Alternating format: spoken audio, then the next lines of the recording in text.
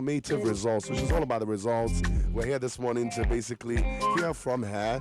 I'm sure a lot of people know her online, but today we get the opportunity to dive into her life story and then, of course, find out how she sees certain things, especially around women all over the world, especially here in Ghana since we're here. Doc, welcome to Y107.9 FM. It's good to have you on here.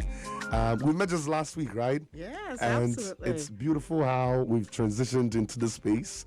I'm here this morning finding out about you. So I met Doc through a very great friend of ours, a mutual friend who's a great lawyer, from the United States of America. She's also Guyanese, and she told me so much about Doc before Doc even touched down. And when I spoke to her, I realized, this woman has done so much. I mean, she's actually in Ghana now.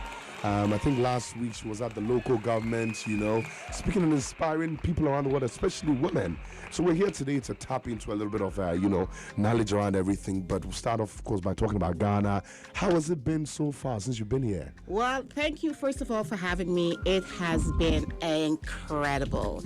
I want to say that when I got to the airport, this is my very first visit to Ghana, as you know. I got to the airport and I was just taken aback by just how overwhelmed I felt.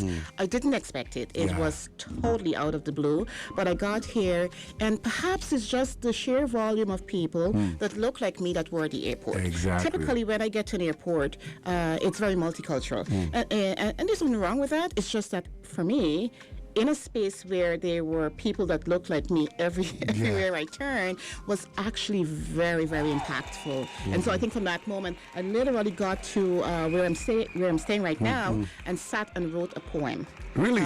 Because I do a lot of writing, but my writing comes from when I am deeply emotionally impacted. So whether that is sadness or positive, I would actually, something will come to mind and I would write. And I actually wrote that poem and shared it with my home front. We've got a WhatsApp group for me and my family. We call it the home front. And I shared it in there because I couldn't really explain to them exactly how I was feeling.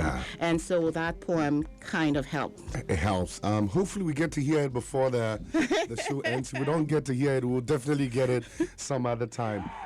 Let me find out from you. I mean, you mentioned the fact that you love the space and you being around people who are like you.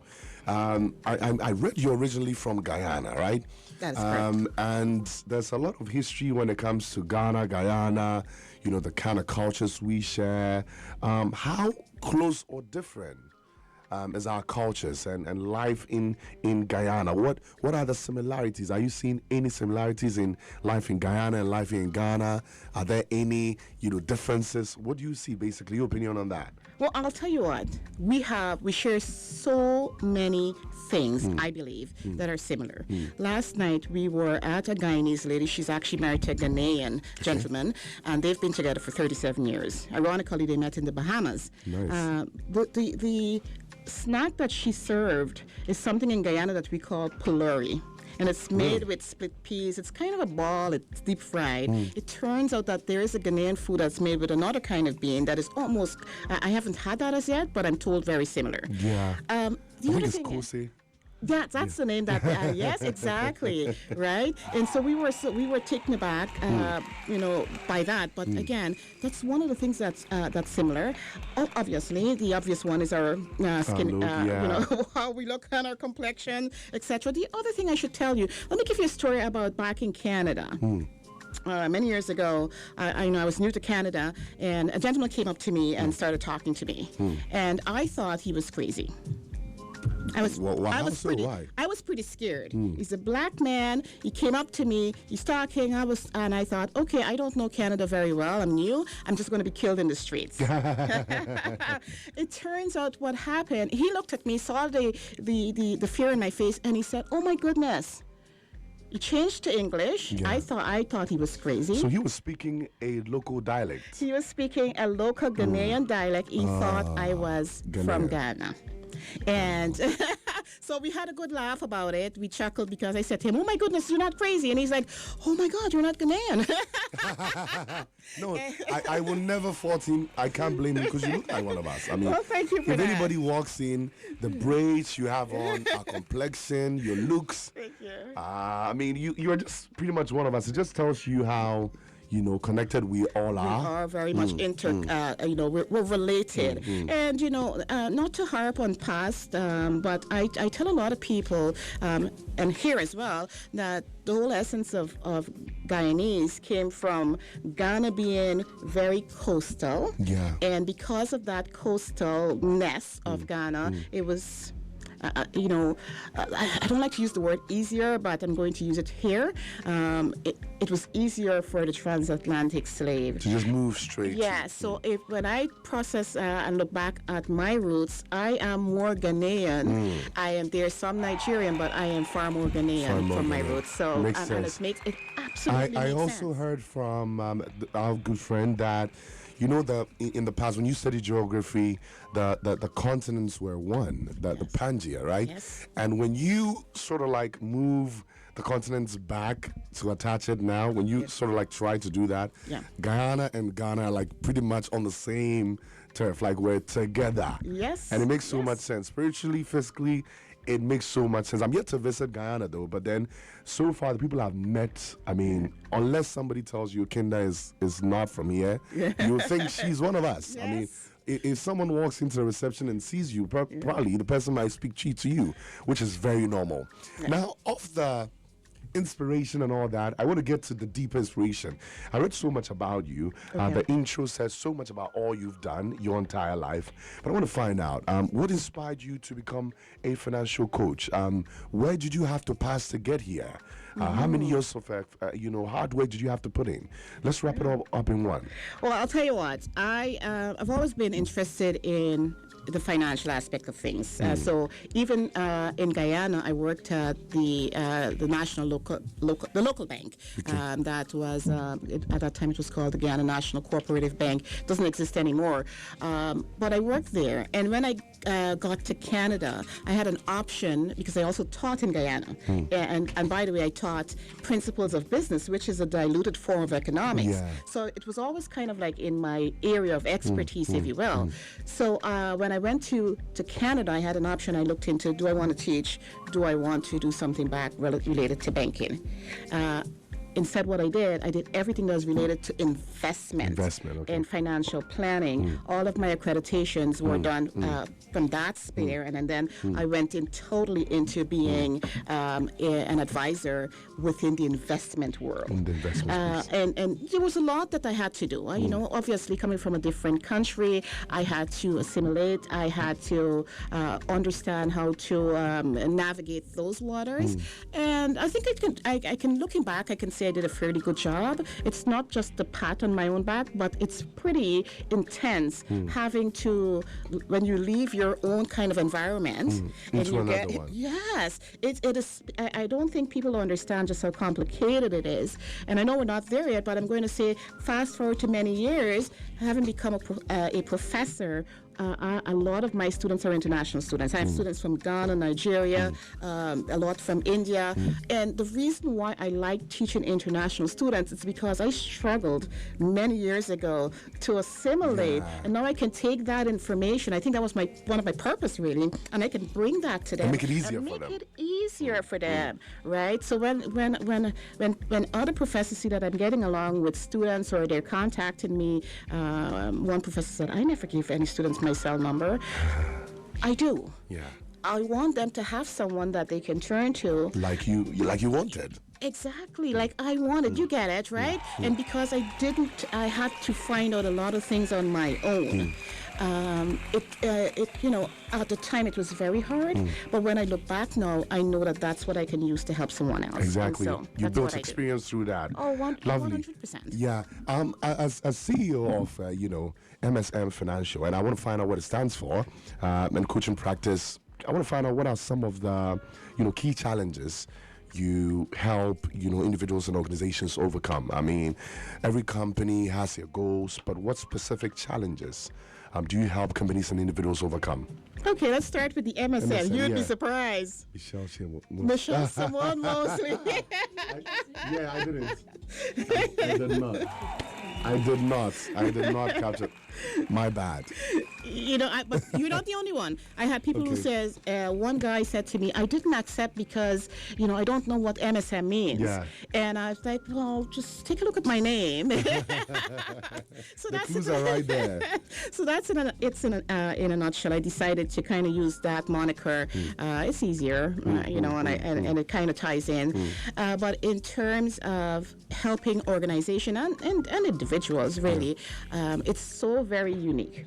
It has to be what that person, when they sit in front of me, is looking for. Which is tailor-made. It is. Right now, I activated on LinkedIn where I can be sent leads for different type, whether it's public speaking, business consulting, life coaching, and on any given day I have at least 20 leads. Yeah. And what it does is that you can go back and you can send your proposal to the person that is looking for whatever area of coaching, and then they decide whether you're a match or not.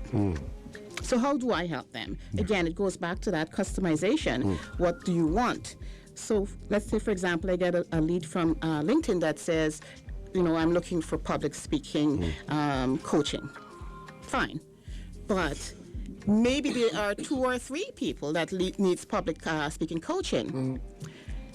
Maybe person number 1 is already versed in public speaking, whereas person number 3 might not be, or they'll be really, really at the very elementary stage. So now I have to deep dive.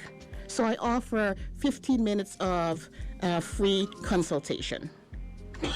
What that consultation does, it gets me to understand what stage you're at, and it also gives you the opportunity to decide, do I like this lady to work with or not? Because to be fair, not everybody's a match, right? And so that's part of that whole how I go about trying to help individuals and businesses. It's pretty much, so it's not, there are companies and brands who just offer statutory services. And so when you come in, it's basically, this is what I'm offering you.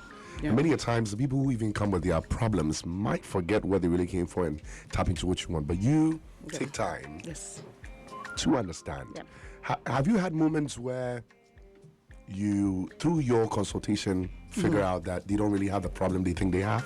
Oh, it's interesting that you ask that, because that has happened so often. A lot of times people believe that, okay, maybe this is my area that is really stalling me. Let me give you an example. On Saturday, I spoke at a women in, today, I apologize, I don't have the exact name in front of me, but I did speak at an event on Saturday. And after we were having lunch, and this one young lady, she said to me, I was asking her about our business, and she said, I plan to launch in 2 months' time. Okay. And I said, stop right there. You plan to launch in 2 months' time? What is 2 months' time? Is it 2 months from March 1st? Yeah. Is it 2 months from where we are right now today? And what does that 2 months look like? What's going to happen? What's the launch? Whatever the case might be, right? And she said, well, I am... You've given me pause, and it's good for me to think about that. I said, here, do me a favor. Select a day and work towards that date. That's your date. Yeah. Okay? And then while we're talking, she said, I'm having some challenges understanding where I should get X information or Y information from. And I said, do you realize that you've just added another element to your business that you can be doing? And she said, what's that? I said, you go through this. You find out everything. Make sure you understand the steps to solve your problem. And put that together as a package that you're going to offer as part of your, service.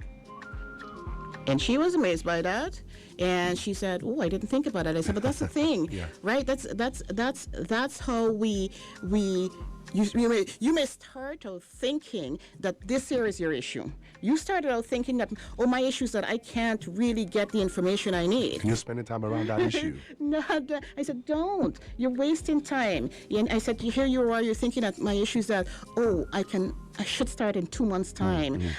Maybe I will start in 2 months' time. But I said, because you haven't put a definite date on you don't know timeline. what you're even working towards. You don't know what you're working. You're going to be floating. It's easy to float when you don't have a set timeline. Because maybe I will see her a month from now, and she'll be still, I am going to do it in 2 months' time. I haven't gotten everything sorted out because you have no set time.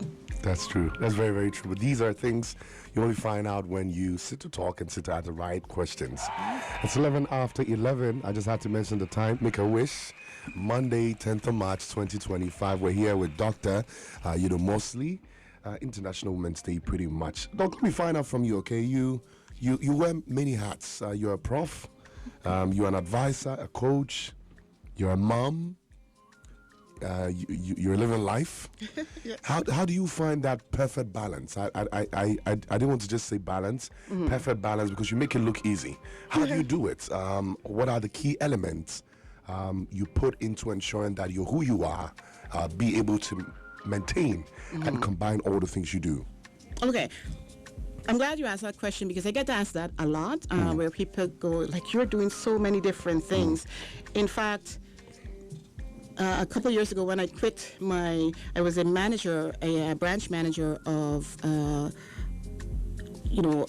compliance. So I used compliance and operations. So I would manage advisors, financial advisors, and from the compliance side, I kind of like, I don't like to say police them because I did not like that word, but I offer them opportunities to learn how to take care of their clients in the proper and regulated manner.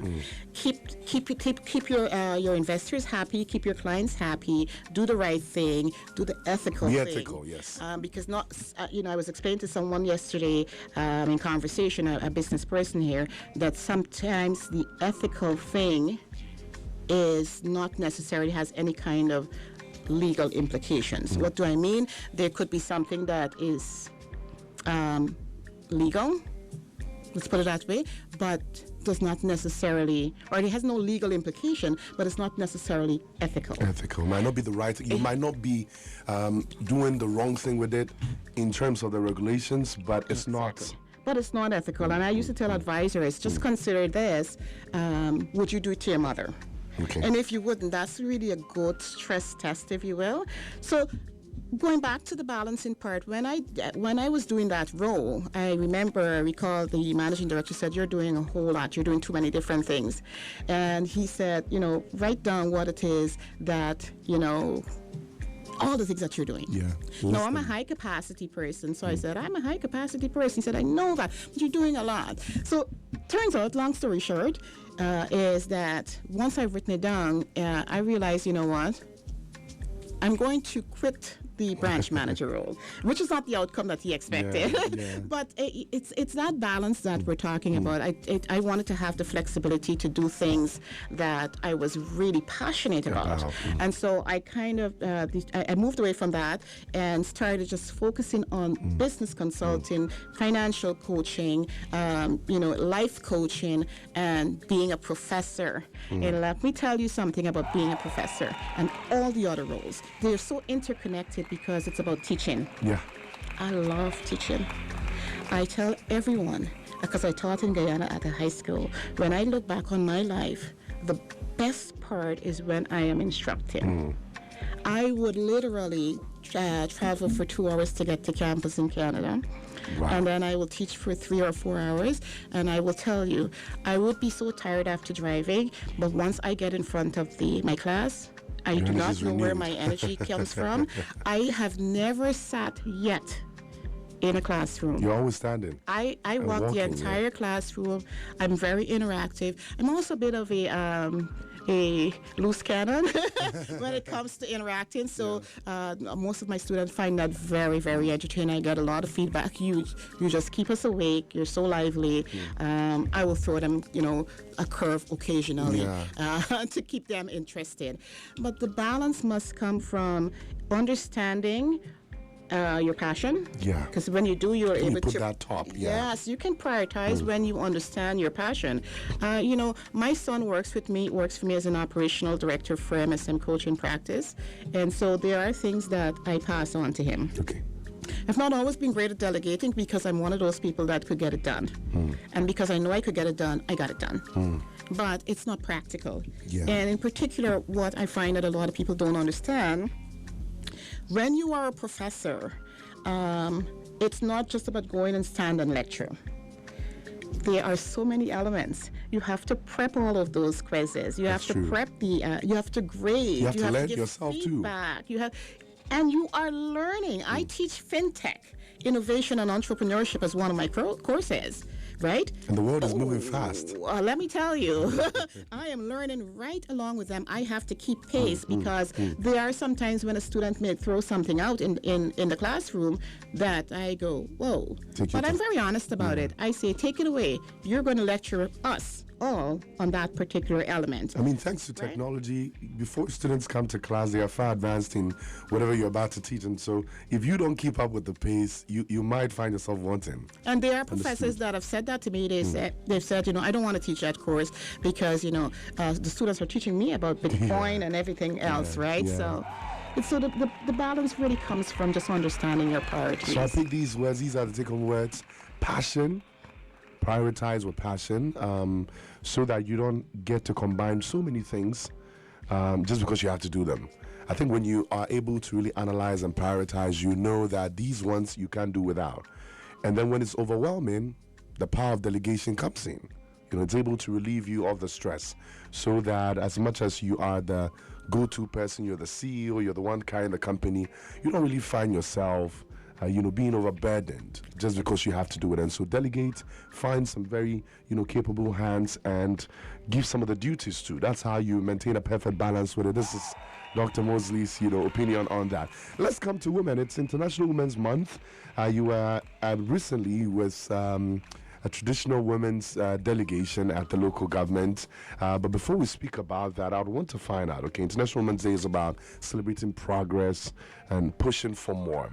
What do you think, in your opinion, are the biggest financial, I'm asking financial because that's your field, is your space, financial challenges women face today? The biggest challenges.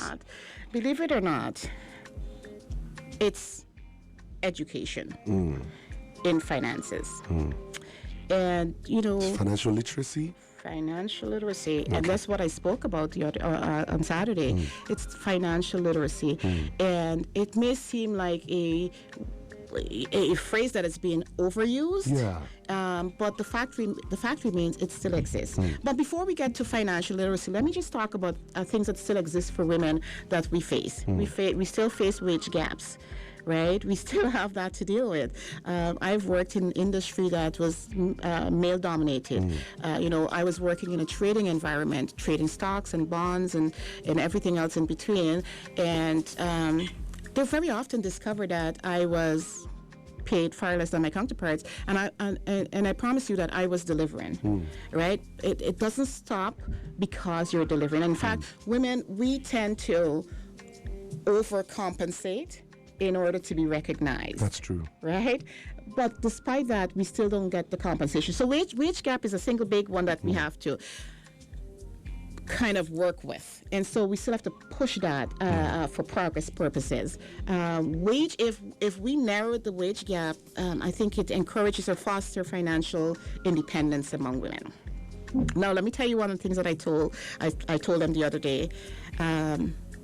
The stats shows that women are going to outlive men by at least 7 years. I didn't make that up. It's not me. It's online. You can check.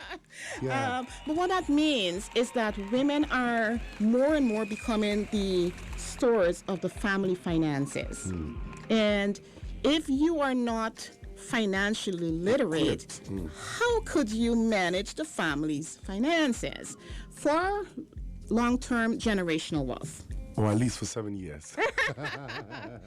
Right? How can you? And see, this is the part I'm passionate about in trying to get women to understand that you have a responsibility to understand. A huge responsibility. Huge responsibility. And you'd be surprised, and this is all over. In North America that I've spoken with women, the Caribbean where I've spoken with women, and they, he takes care of it. Well, that's very cute, but it's not practical.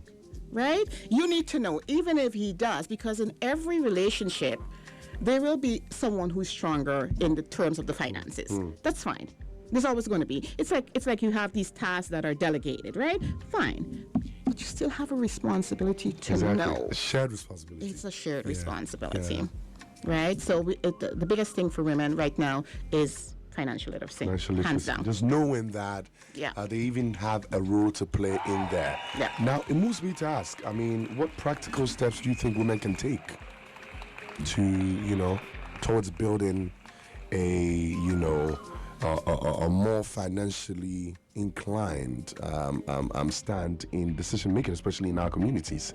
How do we practically do it? If somebody's listening, I mean, does it mean I have to tell my husband to maybe change the account into my name, or whatever expenses the house needs to make must come through me? What do I have to do practically? Well, you know what? Shared responsibility. Maybe your husband is taking care of all of these. You don't necessarily have to have the account be joint, but it would be good for practicality purposes. But let's say your husband is not inclined to do that. You at least want to know. The other thing that is very critical is that we women, and goes for men as well, everyone within the family that has a say in the family finances need to know where things are located. Do you know how often it is? While I was working within the industry, that we would have unclaimed property, unclaimed accounts, because one person didn't know. That goes to the government, by the way, over time, right? What? Well, of course it does. Where else would it go? They're not going to give it to someone else, right? They will not. I mean, by virtue of maybe being the wife or maybe the only existing child, they don't. They're not going to go look for you. That's the problem. So if the account was in, Tom Jones's name, sorry, Tom Jones, I'm going to use your name. And Tom didn't leave a next of kin. And no one is contacted. Like we've had that. Like I said, being the branch manager compliance of an organization, an investment organization, you've got an investment account that no one shows up. It just sits there. That's millions of dollars in there. Yeah, it just sits there, right? I've had that happen, right? I mean, if someone comes out of the woodworks to claim it, then there are several hoops to jump through, which is necessary because you don't just want to give it to someone that comes out and say, listen, I'm his son or a daughter or whatever. That's where the compliance comes in. So we go through all of these steps in order to validate the person. But there are times when no one's come forward. I've had accounts that sit under my administration. You have to turn it over to the government. As the branch manager, it just kind of sits there in the company's staff. And then it goes into unassigned or unclaimed or whatever, property, whatever the case might be. In terms of at the back end of what they do with it at the head office, my understanding is that eventually they do have to do some reporting to the government. So, this is why it's so important. Have a list, a checklist to say where everything is located. If you suddenly pass on, because none of us know when we're going to pass, if you suddenly pass on, whoever is next of kin for you knows where everything is. Sometimes we're well-intentioned. We're alive. We want to keep our finances private, but sometimes too much privacy from the people that are concerned ends up being against us. So it goes back to knowledge again. It goes back to knowledge. Lovely. Still on that, I mean, we're going to move off the financial grid a bit. You're a life coach. Mental health is definitely something you have to deal with, things you are very experienced with. In terms of that, I would want to know, I mean, you're an advocate, a good advocate for mental health. How do finances and mental well-being link? How are they connected? Okay. Oh boy. And what are some of the ways to maintain financial peace of mind? Yes, that's a word people barely use. Financial peace of mind. It's obviously mental health. Yes. How are they married? I mean. Yes. It's a fantastic question, because I think people don't understand just how much the lack of financial knowledge impacts our financial well-being, that impacts our mental wellness. Well-being. They're all interconnected. If we understand, going back to that, having things in an area where things are. Let me just take you back a step to that example I gave, where an account is left kind of like, no one claims it. There's a wife barely making ends meet. There is an account that was not known, right? Husband passes away. She is responsible for settling any kind of outstanding. They do come after you in Canada to settle the estate, right? So you get the debt that is left. So now she's got to figure out that debt and decide whether to file for bankruptcy or something like that in order to not have them come after her. But she also has, let's say she has kids that she has to take care of. Continuing responsibilities. You have those. How could someone who did not have the knowledge of that account existing now be mentally healthy or even financially healthy. They're not, right? And so there's a strain that it didn't have to be. It didn't have to happen that way. It could have certainly been eliminated or reduced by actually letting that person know it existed. Mental health, I will tell you, is something that, or mental wellness, I should say, is something that I deal with on every aspect. From a life coaching perspective, you would be surprised at the number of people that walk the face of this earth from all over with anxiety, with depression nipping at them. And in particular, in our community as Black people, we've not been programmed to really understand that it impacts us as well and how to deal with it. In fact, growing up, you probably just go outside and play and stop your nonsense. You talk too much. Deal with it. Deal with it, kind of stuff. Go mental health those dishes, right? But it's real. It exists. It took me a long time to recognize that I was a person struggling with panic disorder from since I was about 13 years old. No one understood. Growing up in Guyana, you go outside and you play and you have the sunlight that helped. But coming to North America, that of course during the months that were not so sunshiny and bright, I thought I was dying. I thought that for sure something was wrong. I was terminally ill, and they were doing all number of tests because with mental health, there's not a physical.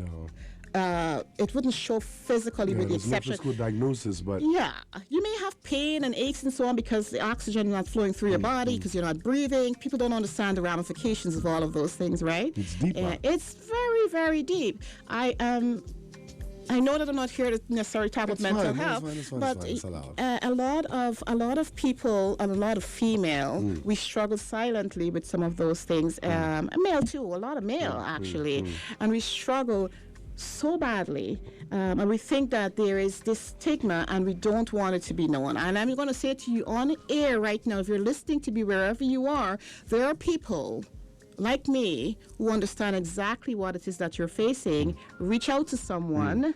You don't have to do it alone. Your mental health actually impacts every other aspect of your life. Your work life, your financial relationship, life, every single thing. Because if you are not solid in your space and yourself, you cannot be of any good to any other aspect. Wise words from Dr. Michelle. And these are things you can relate to.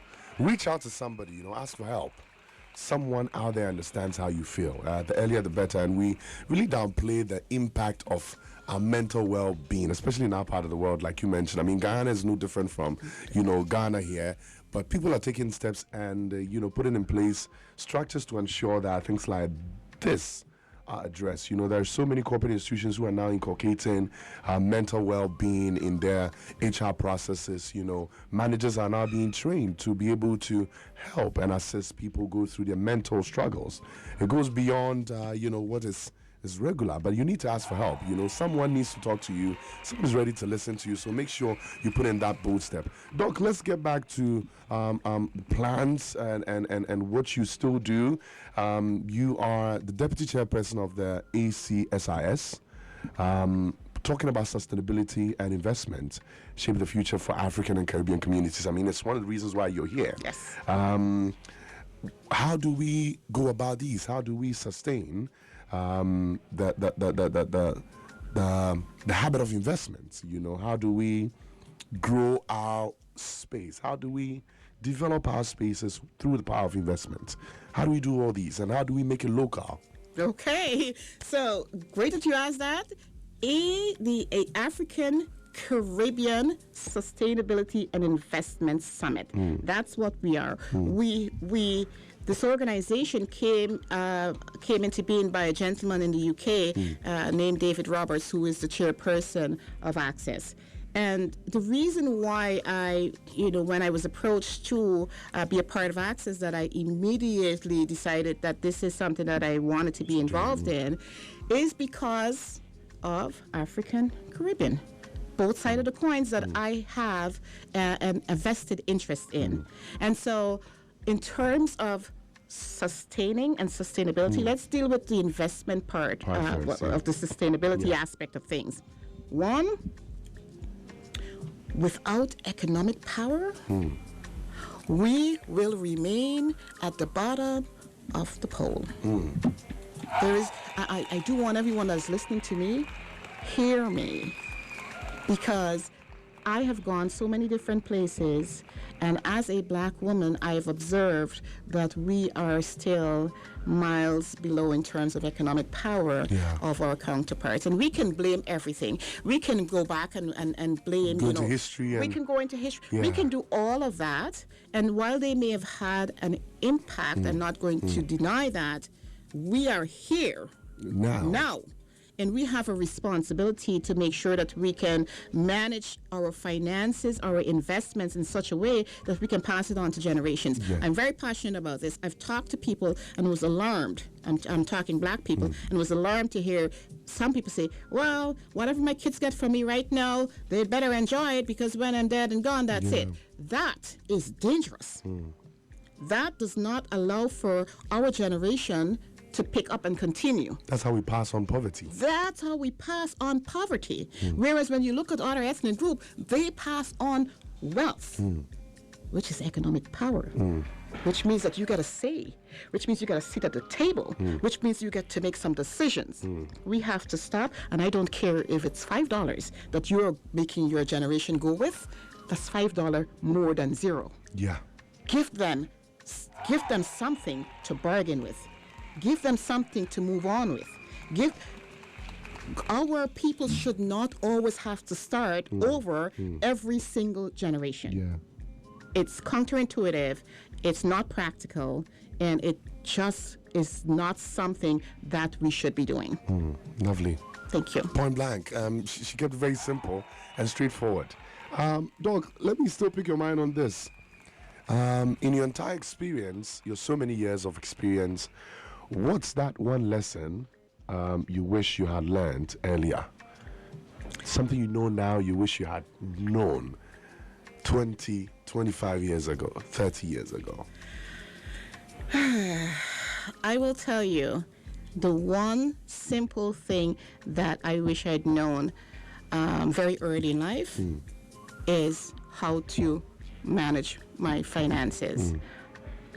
It seems to be a very simple one, but my goodness, the impact that has on every aspect of your life is significant. When I came from a third world country to North America, I had no concept of finances, like none. Right, I was a high school teacher. I worked at the bank in Guyana as a teller. So it wasn't that I was earning money. No one taught me how to save. So, I lived on that money. I did everything on that money, and then I waited for my next payday to repeat the cycle. And I had no savings, not a penny saved, because that was not part of what I was taught. What I was taught is that once you receive your pay, hey, party time, money. right?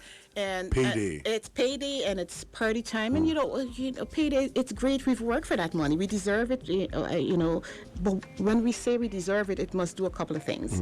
It must not only pay our bills, and we get to party with. It must pay us for our future. And that's the thing I did not learn. When I first got to Canada, there was something called the child tax benefit. And so you'd get things for your kids' money on the 20th of the month. I'm embarrassed to say I look forward for the 20th of the month so that I can take that money and buy things. And I'd buy junk food for me and my kids, and I'd buy, sheet sets and whatever, and I never saved a penny of that for them. Never saved a penny. And it is through financial literacy, self-imposed. And the self-imposition, let's put it that way, came because I wanted a job. So I went after things, studying that area that was going to get me into the industry I wanted to. But in studying, in learning, in understanding finances for a job, guess what happened? It changed your life. I learned from Michelle, and it changed my life. And I realized I have to save because I've got kids that are dependent on me, so that they don't have to start from ground zero. Single biggest lesson of my life is that financial literacy is golden. It's golden. Now, if you had the chance to, well, now you have because we're on air, to give one piece of advice to the next generation of women, change makers, leaders, what would it be? I mean, you've given so many, bits of advice on financial literacy, mental health, balancing work and life, becoming a person that lives a smooth life but still is able to perform their duties effortlessly. What kind of advice would you give to women change makers, this generation? I think when we advise this generation, we'll definitely change the course of the next generation as well. Listen, this generation is special.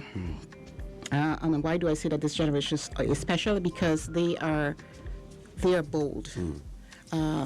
I think they are very forthright in the way they think. I admire it. But what I'd like them to do is to take that forthrightness and have it and channel it into making sure that when they have a seat at the table, or when they create their seat at the table, or when they create their own table, that it is sustainable and that it will be generational just by being. Yeah.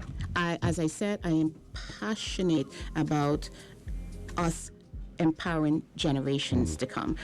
Every single woman right now, every single woman of this generation has a responsibility, in my opinion, to pave the way, because we have had people that paved the way for us to get us to this point. Yeah.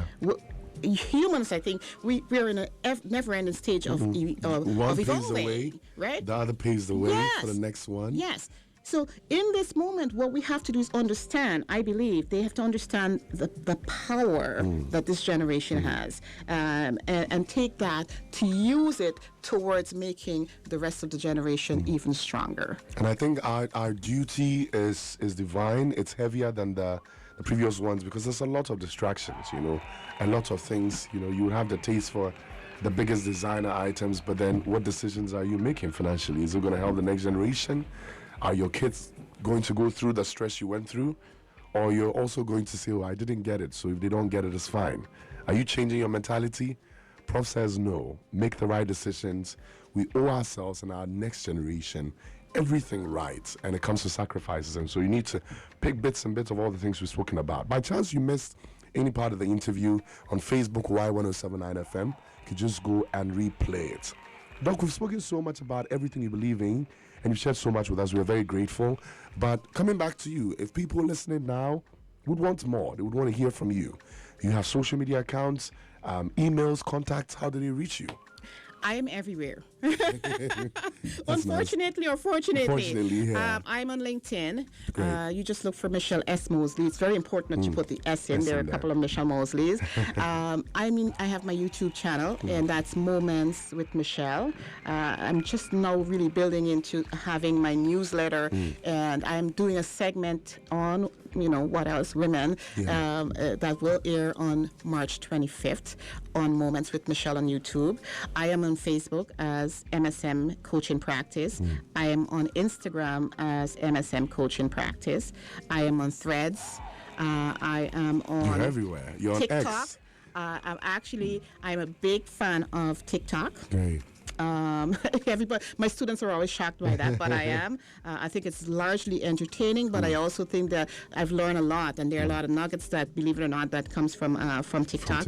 And of course, I have my website, which is www.michellesmoseley.ca. And my email is very long, but trust me, if you send me an email, I do respond. It's msmfinco, Finco, at michellesmoseley.ca. All right, you guys, get in touch with Doc and make sure you turn things around for yourself. You might need the coaching and the tips she will share with you. Of course, stay on her socials as well. She mentioned if you miss any MSM coaching on Instagram, I think the link tree is there. All the other accounts are connected, so you can just go there and check it out. Prof, thank you so much for spending time with us. Wish you the very best, and we look forward to seeing you back here in Ghana sometime soon. Absolutely. Whenever you're back, this is your space. Just walking, okay? Any final words you'd like to add? Anybody you'd like to say hi to? any of your listeners, your fans, family listening? Well, everybody's my fan, so I think if you're hearing my, me talking this morning. I just want to say thank you. People have been very, very supportive online. I part of quite a few chambers, women's chamber in Guyana, Canada Guyana chambers. I'm also part of the Rotary in the neighborhood where I live, and of course I must give a bit of a shout out to Centennial College because my students are part of my lifeline, if you will. I just enjoy interacting. So thank you very much, and thank you so much for having me here today. I appreciate you and your team. Perfect. 41 past the 11, Y107.9 FM. That's Professor Michelle S. Moseley, our guest for our International Women's Day talk this morning. It's been a long conversation, but I pray you pick the bits you need. Get on our Facebook, Y1079 FM, and get inspired, okay? More music coming up right after these messages. Darling.